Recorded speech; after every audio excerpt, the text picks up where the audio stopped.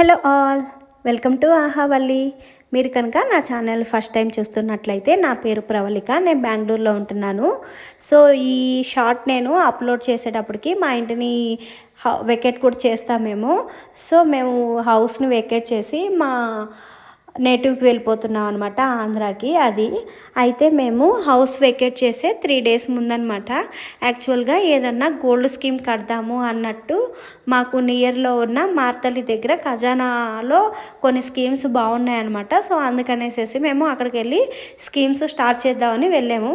Video తీద్దాము అనుకుంటే యాక్చువల్గా మర్చిపోయాం అనమాట ఆ స్కీమ్స్ గురించి అట్లా మాట్లాడుతూ.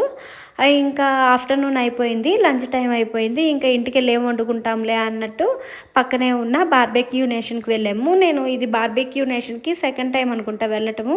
ఫుడ్ అయితే బాగానే ఉంది, స్లాట్స్ ఏం బుక్ చేయలేదు, డైరెక్ట్గా వెళ్ళాము. ఎందుకంటే అది వీక్ డేస్లోనే కాబట్టి పెద్ద రష్ కూడా ఏం లేదు. యాక్చువల్గా ఆ రోజు గుడ్ ఫ్రైడే అనుకుంటా, అవును గుడ్ ఫ్రైడే రోజు వెళ్ళాము. కొంచెం క్రౌడ్ ఉంది కానీ పర్లేదు, మాకు సీట్స్ అయితే దొరికాయి అనమాట. సో అట్లా వెళ్ళాము. ఇంకా అక్కడ ఉండే అన్ని ఐటమ్స్ టేస్ట్ చేశాను. ఎన్ని ఐటమ్స్ ఎన్ని తిన్నాను, నాకు కొంచెం కడుపులోకి బిర్యానీ మాత్రం పడాల్సిందే. ఐదర్ బిర్యానీ కానీ రైస్ కానీ తినాల్సిందే. సో ఇంకా ఆడ బిర్యానీ ఆప్షన్ ఉంది కాబట్టి బిర్యానీ.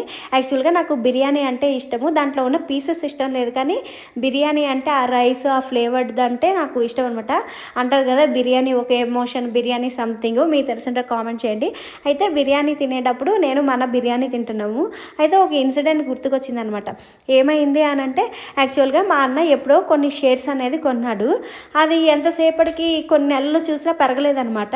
అయితే వాటిని చాలా తక్కువ కాస్ట్లో అమ్మేశాడు. ఆ వచ్చిన డబ్బులతో బిర్యానీ పార్టీ చేసుకున్నారు. ఆఫ్టర్ అది 1 or 2 yearsకి 40 lakhs హై పెరిగిందనమాట. తర్వాత ఒకసారి చూస్తే చెప్పాడనమాట, బిర్యానీకి కకృతి పడి అమ్మేసాము అనేసి. మీకు కూడా ఎప్పుడన్నా ఇలా జరిగిందా? జరిగితే కామెంట్ చేయండి. బాయ్.